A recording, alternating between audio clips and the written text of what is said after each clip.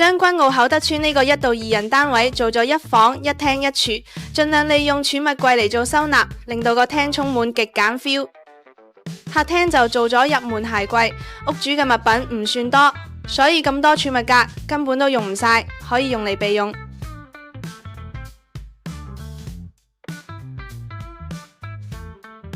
咁房間就係常規嘅地台床加書台加到頂衣櫃嘅組合。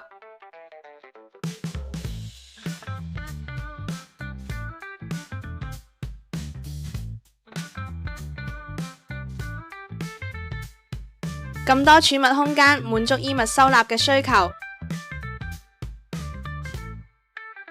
最後睇下廚房，廚房嘅雜物都係比較多嘅，所以多做櫥櫃就最啱啦。加上屋主中意自己浸酒，擺喺一個密封防潮嘅地方就最好不過啦。